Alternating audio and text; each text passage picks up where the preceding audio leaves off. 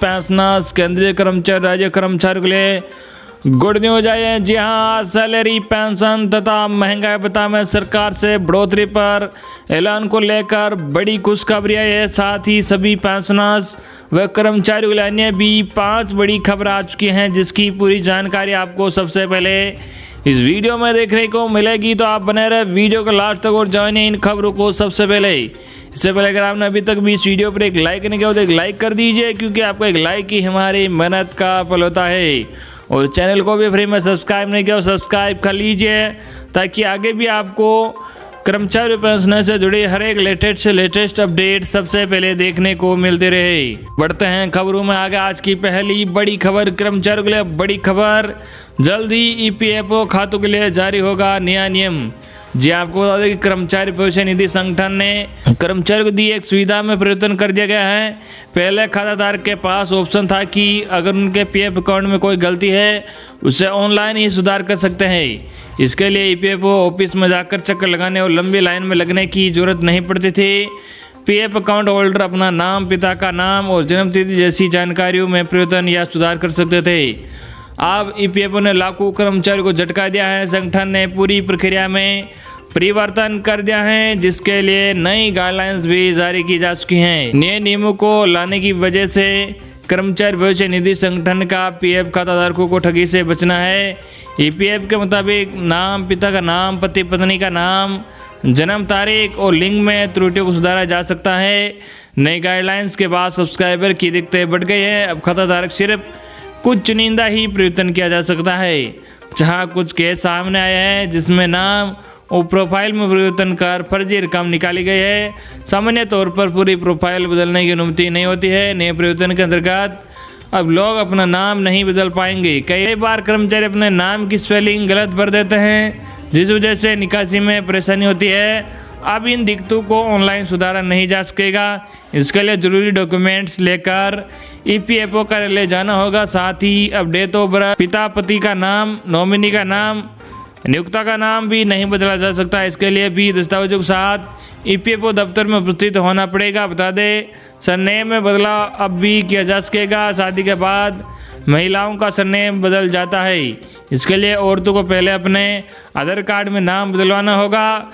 वही अगली बड़ी खबर आपको बता दें, केंद्रीय कर्मचारी सरकार ने दी है अहम जानकारी।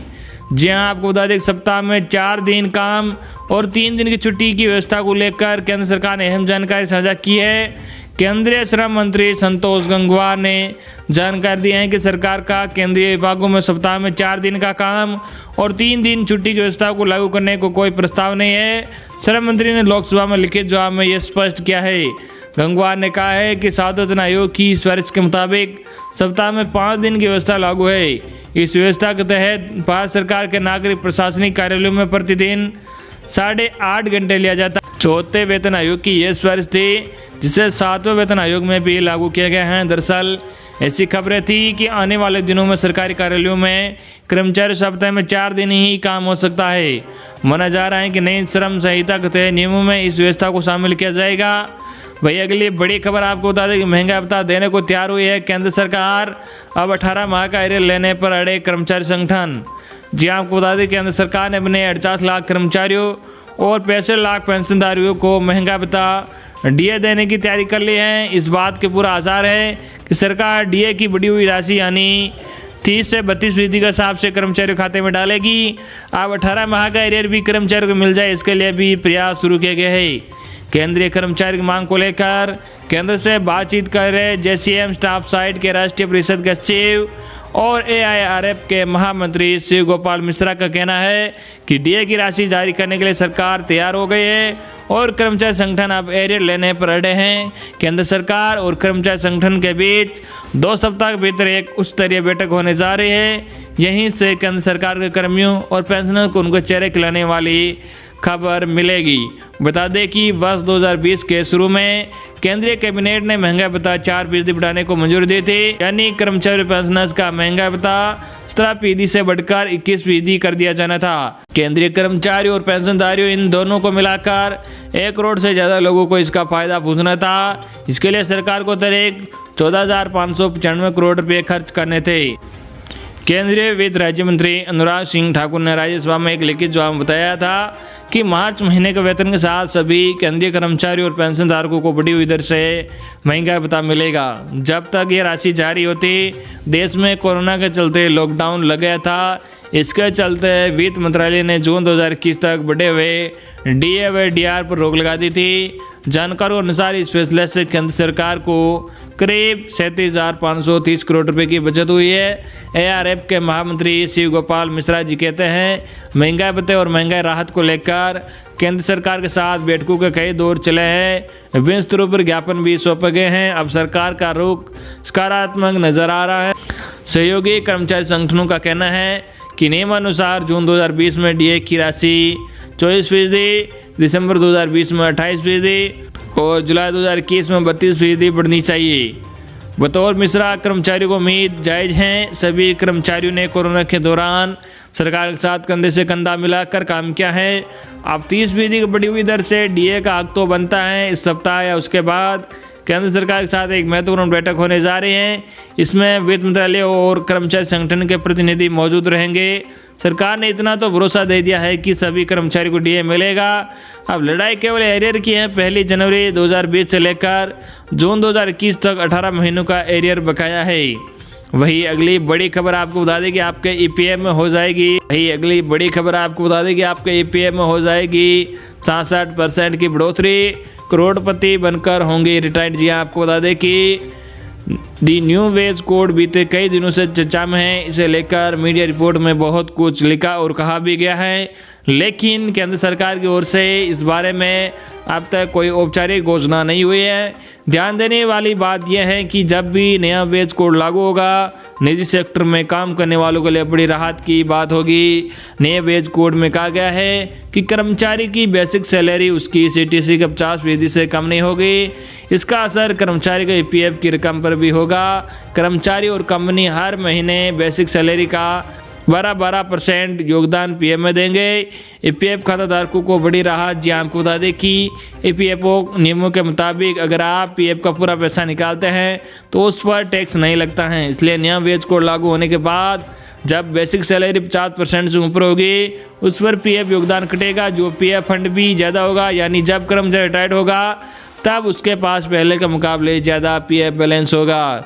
न्यू वेज रूल के मुताबिक पीएफ कैलकुलेशन की बात करें तो मान लीजिए आपकी उम्र 35 साल है और आपकी सैलरी 60,000 रुपये महीना है। इस केस में अगर 10% का सालाना इंक्रीमेंट मान लिया जाए तो मौजूदा पीएफ की ब्याज दर 8.5% पर रिटायरमेंट की उम्र तक यानी 25 साल बाद आपका कुल पीएफ बैलेंस होगा वो होगा 1,16,23,849 रुपये होगा। पुराने के मुकाबले 67% ज़्यादा बनेगा पीएफ फंड। जी हाँ आपको बता दें कि आप मौजूदा पीएफ योगदान से इसके पीएफ बैलेंस की तुलना करते हैं तो रिटायरमेंट के बाद पीएफ बैलेंस की रकम 69,74,309 रुपये होती है। यानी नए वेज रूल में से पीएफ बैलेंस पुराने फंड से कम 67% ज़्यादा होगा। ग्रेचुटी की बात करें तो नए वेज कोड के मुताबिक कर्मचारियों की ग्रेचुटी में भी बदलाव होगा। ग्रेचुटी की कैलकुलेशन अब बड़े बेस पर होगी, जिसमें बेसिक पे के साथ साथ दूसरे भत्तू जैसे ट्रैवल स्पेशल भत्ता वगैरह शामिल है। ये सब कुछ कंपनी की ग्रेचुटी खाते में जुड़ेगा। वही अगली बड़ी खबर आपको बता दें कि पेंशन पाने वालों के लिए बड़ी खबर है। सरकार ने बदल दिया नियम, करोड़ों लोगों का होगा सीधा फायदा। जी आपको बता दें कि सरकार की ओर से जारी नए नियमों के मुताबिक अब डिजिटल तौर पर जीवन प्रमाण पत्र यानी लाइफ सर्टिफिकेट पाने के लिए आधार को स्वैच्छिक बना दिया गया है। इलेक्ट्रॉनिक्स और आईटी मंत्रालय की ओर से इस संबंध में अधिसूचना जारी कर दी है। इसमें कहा गया है कि जीवन प्रमाण पत्र के लिए आधार की प्रमाणिकता स्वैच्छिक आधार पर होगी। नए नोटिफिकेशन में बताया गया है कि अब इंस्टेंट मैसेजिंग सॉल्यूशन ऐप संदेश और सरकारी कार्यालयों में हाजिरी लगाने के लिए आधार ऑथेंटिकेशन को भी स्वैच्छिक कर दिया गया है। अब क्या होगा? जी आपको बता दें कि पेंशनर्स के लिए डिजिटल लाइफ सर्टिफिकेट की शुरुआत बुजुर्गों को राहत देने के लिए की गई थी। पेंशन लेने के लिए अपने जीवित होने का सबूत देने के लिए उन्हें लंबी यात्रा कर पेंशन वितरित करने वाली एजेंसी के समक्ष उपस्थित करना पड़ता था। इसके बाद वो लोग जहां नौकरी कर रहे हैं वहां से उन्हें जीवन प्रमाण पत्र लाना होता था और उसे पेंशन वितरण एजेंसी के पास जमा कराना होता था। डिजिटल तरीके से जीवन प्रमाण पत्र जारी करने की सुविधा मिलने के बाद पेंशनरों को खुद संगठन या एजेंसी के समक्ष उपस्थित होने की अनिवार्यता से निजात मिल गया है, क्यों हुआ ये बदलाव? जी आपको बता दें कि कई पेंशनर ने इस मामले में शिकायत की कि आधार कार्ड नहीं होने की वजह से उन्हें पेंशन मिलने में कठिनाई उठानी पड़ रही है या उनके अंगूठे का निशान मेल नहीं खा रहा है। इसके लिए कुछ सरकारी संगठनों ने जहां 2018 में वैकल्पिक रास्ता निकाला था, वहीं अब जारी अधिसूचना के जरिए आधार कार्ड को डिजिटल जीवन प्रमाण पत्र जारी करने के लिए स्वैच्छिक बना दिया गया है। वही आपको बता दें कि राज्य के लाखों सरकारी कर्मचारियों को मिला बड़ा तोहफा, 1 अप्रैल से 30% बढ़ेगी सैलरी। जी आपको बता दें कि तेलंगाना सरकार ने सरकारी कर्मचारियों को बड़ा तोहफा दिया है। तेलंगाना सरकार ने सभी सरकारी कर्मचारियों और शिक्षकों के वेतन में 30% फिटमेंट फैक्टर के साथ बढ़ोतरी की घोषणा की है। साथ ही सेवानिवृत्त उम्र 58 वर्ष से बढ़ाकर 61 वर्ष कर दी है। मुख्यमंत्री के चंद्रशेखर राव ने विधानसभा में इस आशय की घोषणा की। उन्होंने कहा कि इससे करीब 9,17,000 कर्मचारियों और पेंशन भोगियों को लाभ होगा। इसमें ठेका कर्मचारी और आउटसोर्सिंग कर्मचारी भी शामिल है। इन सभी के वेतन में 1 अप्रैल 2021 से बढ़ोतरी होगी। साथ ही उन्होंने सरकारी कर्मचारी और शिक्षकों के लिए सेवानिवृत्ति उम्र 58 वर्ष से बढ़ाकर 61 वर्ष किए जाने की घोषणा की है।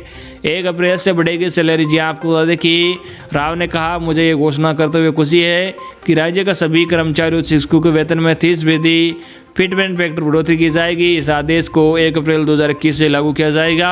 उन्होंने कहा कि कोरोना वायरस महामारी के कारण राज्य की अर्थव्यवस्था पर असर पड़ा है और राजकोषीय घाटे में अप्रत्याशित वृद्धि के कारण 11वीं वेतन समीक्षा में देरी हुई है। तो ये थी आपके लिए आज की सबसे लेटेस्ट खबर। आई होप कि आपको आज की हमारी खबर पसंद आई होगी। इस वीडियो पर ज़्यादा से ज़्यादा लाइक और इस वीडियो को ज़्यादा से ज़्यादा आपको मिलने वालों तक जरूर शेयर करना, ताकि उन सभी तक ये न्यूज़ सबसे पहले पहुँच के। धन्यवाद।